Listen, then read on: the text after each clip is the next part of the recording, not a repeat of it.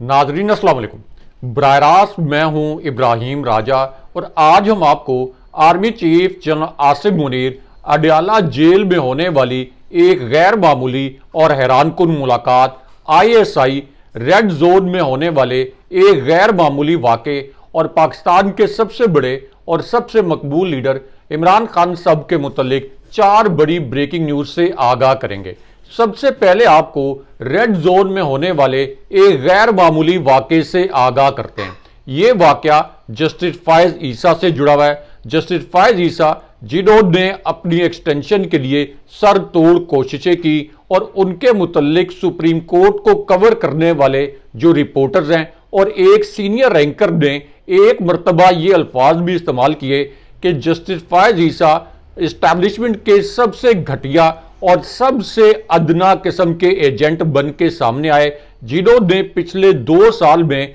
जितनी आइन शिकनी हुई इसकी सहूलत कारी की। अब इसी पूरी सिचुएशन में जब जस्टिस फायज ईसा अपनी एक्सटेंशन के लिए सर तोड़ कोशिशें कर रहे थे, तो अब इनके मुतल्लिक रेड जोन से एक बड़ी ब्रेकिंग न्यूज आई है। इस ब्रेकिंग न्यूज के 2 नुकात मुख्तसरन आपके सामने रखते हैं। तो मामला यह है कि जस्टिस फायज ईसा और सुप्रीम कोर्ट कवर करने वाले कुछ सहाफियों के दरमियान अब से कुछ देर पहले एक दिलचस्प गुफ्तगू मंजरे आम पर आ गई है और इस गुफ्तगू के दौरान सहाफियों ने जस्टिस फायज ईसा से कुछ खट्टे मीठे सवालात किए, लेकिन जस्टिस फायज ईसा ने इन सवालात के ऐसे मुज़िक्का खेज जवाबात दिए कि अब जस्टिस फायज ईसा के मुतल्लिक ट्विटर पर मुज़िक्का खेज किस्म के मीम्स भी बन रहे हैं, क्योंकि एक सहाफी ने जस्टिस फायज ईसा से राना सनाउल्लाह के मुतल्लिक सवाल किया। राना सनाउल्लाह ने एक टीवी प्रोग्राम में यह कहा था कि जस्टिस फायज ईसा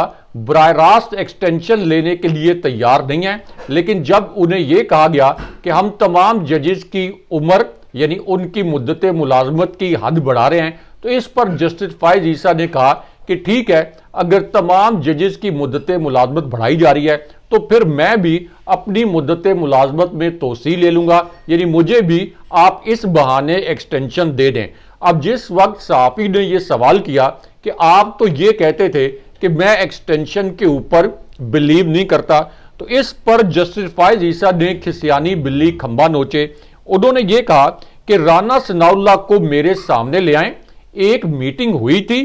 और इस मीटिंग में वजीर कानून आजम नजीर तारड़, जस्टिस मंसूर अली शाह साहब जिन्होंने मिड अक्टूबर में चीफ जस्टिस बनना है, और अटर्नी जनरल मौजूद थे। इसी मीटिंग में राना सनाउल्लाह मौजूद नहीं थे और फिर जस्टिस फायज ईसा ने कहा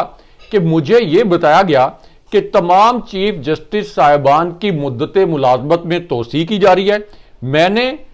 वजीर कानून को यह कहा कि आप बाकियों को तोसी दे दें, मैं अपने लिए ये तोसी कबूल नहीं करूंगा, क्योंकि मुझे ये नहीं पता कि कल मैं जिंदा रहूंगा या नहीं रहूंगा। हालांकि इसके अंदर अहम तरीन नुक्ता यह है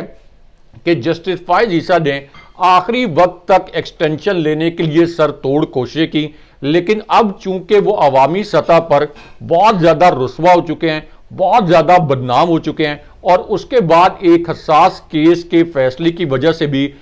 ये जो हुकूमत है अब जस्टिस फायज ईसा को एक्सटेंशन देने की पोजीशन में नहीं है। इसलिए एस्टैब्लिशमेंट ने और इस कठपुतली हुकूमत ने जस्टिस फायज ईसा को टिश्यू के तौर पर इस्तेमाल करके रद्दी की टोकरी में फेंक दिया। लेकिन उसके बाद जस्टिस फायज ईसा का एक और बड़ा झूठ भी सामने आ गया, क्योंकि जस्टिस फायज ईसा से ISI के मुतल्लिक एक सवाल किया गया। अब ISI के हवाले से ना सिर्फ ये कि इस्लामाबाद हाई कोर्ट के 6 जज साहिबान ने सुप्रीम कोर्ट को यह खत लिखा था कि ISI ने हमसे अपनी मर्जी के फैसले करवाने के लिए हमारे जज साहिबान पर दबाव डाला। इसी खत में यह भी लिखा गया था कि एक जज साहब के कमरे में यानी उनके बेडरूम में खुफिया कैमरे लगाए गए और एक जज साहब के बेनोई को अगवा किया गया, और ISI की जानिब से इस्लामाबाद हाई कोर्ट के जजेस को धमकाकर अपनी मर्जी के फैसले लेने की कोशिश की गई। और दूसरी जानिब पेशावर हाई कोर्ट ने भी जस्टिस फायज ईसा और सुप्रीम कोर्ट को एक खत लिखा और इस खत में यह कहा गया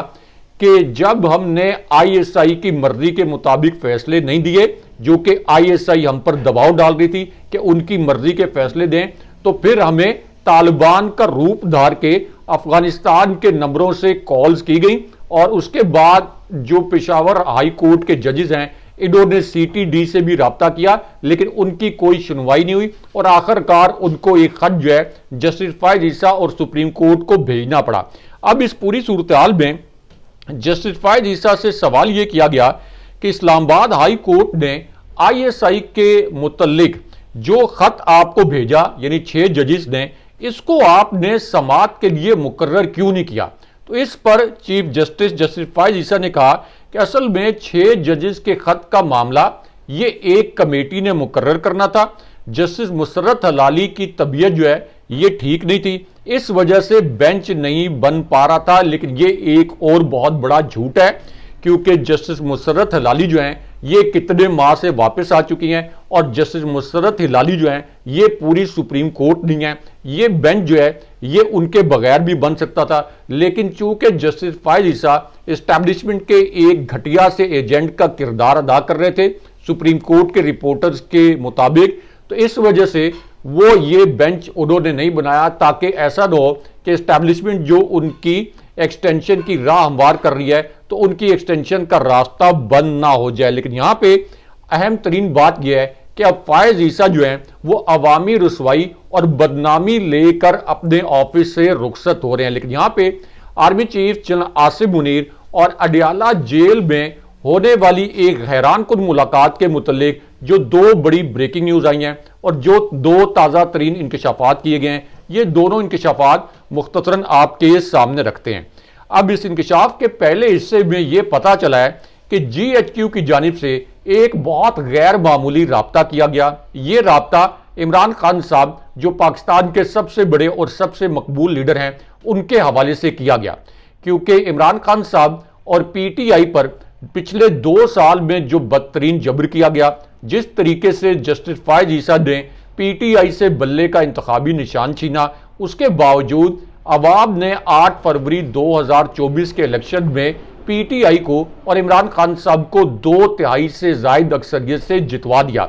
अब इस पूरी सिचुएशन में यह इंकशाफ किया गया है कि एस्टैब्लिशमेंट की जानिब से इमरान खान साहब को एक दरख्वास्त भिजवाने के लिए एक हंगामी कॉल की गई, एक हंगामी राब्ता किया गया और यह राब्ता उस वक्त किया गया जब 4 इंटेलिजेंस रिपोर्ट्स इस कठपुतली हुकूमत के टेबल पर आए। अब ये जो इंटेलिजेंस रिपोर्ट्स हैं इनमें से एक रिपोर्ट मिलिट्री इंटेलिजेंस की, इसी तरह एक रिपोर्ट ISI की, एक रिपोर्ट IB की और एक रिपोर्ट पुलिस की स्पेशल ब्रांच की थी। और ये जो इंटेलिजेंस रिपोर्ट्स हैं इनमें यह बताया गया कि PTI का जो पहला सुनामी जो कि 22 अगस्त को इस्लामाबाद में जलसे के लिए आना था, इसके मुतल्लिक ये इंडिकेट किया गया इन रिपोर्ट्स में और ये बताया गया कि ये इतना बड़ा सुनामी आ रहा है कि अगर यहां पहुंच के इस सुनामी में अली अमीन गंडापुर ने रेड जोन या अडियाला जेल की जानिब मार्च का ऐलान कर दिया तो फिर इस सुनामी को रोकना नामुमकिन हो जाएगा। अब इस पूरी सूरत हाल में एस्टैब्लिशमेंट ने हंगामी तौर पर अली अमीन गंडापुर से राब्ता किया, उनसे यह दरख्वास्त की कि हम आपका इमरान खान साहब से टेलीफोनिक राब्ता करवाते हैं, आप इमरान खान साहब तक हमारी यानी एस्टैब्लिशमेंट की ये दरख्वास्त पहुंचाएं कि खुदारा ये 22 अगस्त का जलसा जो है ये मुलतवी कर दें। लेकिन उसके बाद आज के दिन में इमरान खान साहब ने अब से कुछ देर पहले एस्टैब्लिशमेंट एक फोन कॉल और एक मुलाकात के मुतल्लिक 2 तहलका खेज इंकशाफात किए हैं। इमरान खान साहब ने अपने पहले इंकशाफ में army chief general Asim Munir का हवाला दिया। उसके बाद इमरान खान साहब ने यह इंकशाफ किया कि 22 अगस्त का जो जलसा था ये मैंने एस्टैब्लिशमेंट की दरख्वास्त पर मुलतवी किया। खान साहब ने बताया कि आजम सवाती सुबह 7 बजे अडियाला जेल में मेरे पास आए। आजम सवाती ने मुझे बताया कि उन्हें एस्टैब्लिशमेंट ने भेजा है और एस्टैब्लिशमेंट ने यह दरख्वास्त की है कि खुदारा मुल्क की खातिर ये जलसा मुलतवी कर दें। आजम सवाती ने यह कहा कि एस्टैब्लिशमेंट ने यह दरख्वास्त की है कि एक जानिब क्रिकेट मैच हो रहा है, दूसरी जानिब इस्लामाबाद में मजहबी जमातों का एहतजाज है और आपका जो इतना बड़ा जलसा है इस पूरी सूरत हाल में सिचुएशन आउट ऑफ कंट्रोल हो सकती है और मुल्क में इंतशार फैल सकता है। उसके बाद इमरान खान साहब ने आखिरी और सबसे हसास नोयत का इंकशाफ किया। इमरान खान साहब ने कहा कि जिस वक्त मुझसे एस्टैब्लिशमेंट ने यह दरखास्त की कि आप 22 अगस्त का जलसा मुलतवी कर दें, तो साथ ही एस्टैब्लिशमेंट ने मुझे यह जमानत भी दी कि हम 8 सितंबर के जलसे में किसी किस्म की कोई रुकावट नहीं डालेंगे। लेकिन उसके बावजूद यह वादा पूरा नहीं किया गया और सब ने देखा कि 8 सितंबर के जलसे में कितनी रुकावटें डाली गईं। लेकिन उसके बाद जस्टिस फायज ईसा के मुतल्लिक भी इमरान खान साहब ने एक अहम जुमला कहा। इमरान खान साहब से एक सवाल किया गया। इस सवाल के जवाब में इमरान खान साहब ने कहा कि अगर मैंने मुकदमात में रिलीफ लेना होता तो मैं मुल्क से भाग जाता। मुझे यही पैगाम दिया गया था कि तुम 3 साल खामोश रहो, तुम्हें कुछ नहीं होगा, ना तुम्हारी जान को खतरा होगा, ना तुम्हें जेल जाना पड़ेगा, ना तुम्हें मुकदमात भुगतना पड़ेंगे। और पीटीआई और हमारे रहनुमाओं को जिस किस्म के जबर का सामना करना पड़ा, तो मुझे यह पैगाम दिया गया था कि इस जबर का सामना भी आपको और आपकी पार्टी को नहीं करना पड़ेगा, लेकिन इसके बदले मुझे यह डील ऑफर की गई थी कि मुझे 3 साल खामोश रहना है, लेकिन मैंने ये डील करने से इनकार कर दिया। उसके बाद खान साहब ने कहा कि अगर जस्टिस फायज ईसा को दोबारा मुसल्लत किया गया तो मुल्की तारीख का सबसे बड़ा एहतजाज करेंगे, सबसे बड़ी तहरीक चलाएंगे और फायज ईसा मुल्की तारीख का सबसे जानिबदार तरीन जज है। लेकिन यहां पे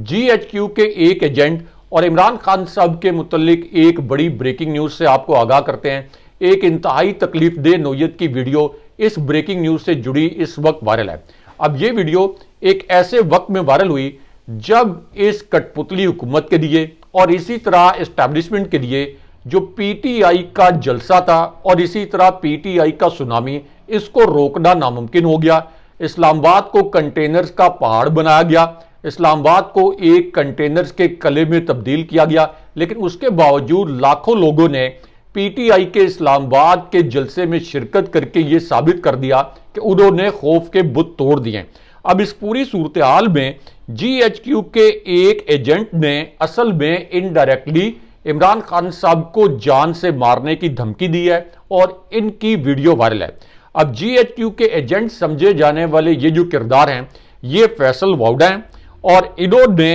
अब ये धमकी एक ऐसी सिचुएशन में दी जब अली अमीन गंडापुर ने ये ऐलान किया कि इमरान खान साहब को अगर 7 दिन में रिहा ना किया गया तो फिर हम खुद इमरान खान साहब को रिहा करवाने के लिए अडियाला जेल जाएंगे। और केपी हुकूमत ने यह पॉलिसी स्टेटमेंट भी दिया कि इमरान खान साहब को केपी की हुकूमत के हवाले किया जाए। अब इस पूरी सूरत हाल में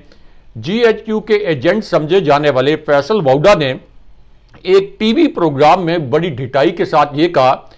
कि अली अमीन गंडापुर का जो खिताब है जिसमें उन्होंने कहा कि इमरान खान साहब को 7 दिन में रिहा कराएंगे, इसकी वजह से इमरान खान साहब के लिए खतरा बढ़ गया है। अब अगर कुछ भी हुआ तो इसके जिम्मेदार अली अमीन गंडापुर होंगे। और उसके बाद उन्होंने एक तरह से यह तासुर दिया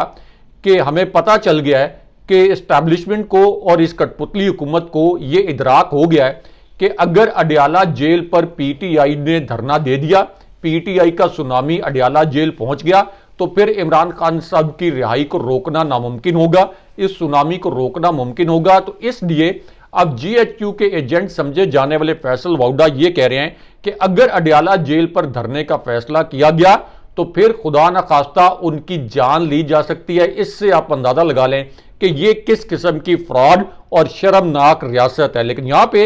इमरान खान साहब की रिहाई के मुतल्लिक अब से कुछ देर पहले जो सबसे बड़ा और सबसे अहम नोयत का तहरीरी फैसला जारी किया गया है, इस फैसले के 2 नुकात मुख्तसरन आपको बताते हैं। अब यह फैसला एक ऐसी सूरत हाल में जारी किया गया जब गिलगित बल्तिस्तान के साबिक वज़ीर आला ने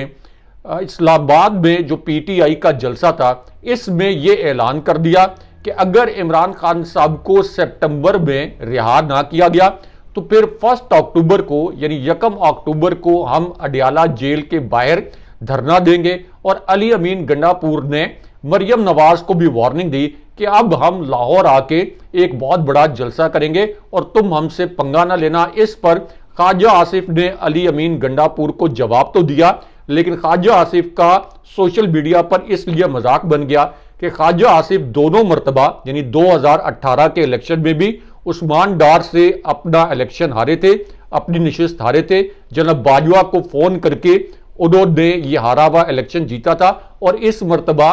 ख्वाजा आसिफ जो हैं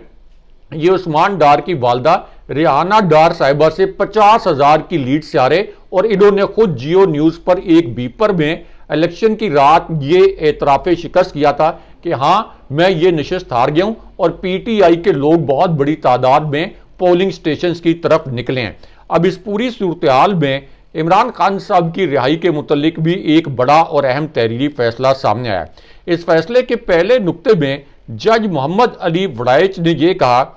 कि बानी पीटीआई इमरान खान साहब और बुशरा बीबी साहिबा की दरखास्त जमानत पर जो फैसला है यानी तोशाखाना केस में अब ये स्पेशल जज सेंट्रल करेंगे और उसके बाद स्पेशल सेंट्रल जज को रेफरेंस की कल ही समाअत करने का हुक्म दिया गया। उसके बाद इस फैसले का जो दूसरा नुक्ता है उसमें यह कहा गया कि नैब तरामीम केस में सुप्रीम कोर्ट के फैसले के बाद इमरान खान साहब और बुशरा बीबी साहिबा के खिलाफ ये जो रेफरेंस है ये अब स्पेशल जज सेंट्रल को मुंतकिल किया जाता है, क्योंकि नैब प्रोसिक्यूटर ने ये रेफरेंस ये जो स्पेशल जज सेंट्रल हैं इनको भेजने की इस्तदा की थी और ये केस जो है ये अब अमली तौर पर खत्म हो गया। लेकिन यहाँ पे जो पीटीआई के रहनुमा हैं उन्होंने जस्टिस फायज ईसा की रुखसती पर रिएक्ट किया है और उन्होंने कहा है कि जस्टिस फायज ईसा और सिकंदर सुल्तान राजा यानी चीफ इलेक्शन कमिश्नर ने जिस किस्म की आइन शिकनी की है, रिटायरमेंट के बाद खदशा है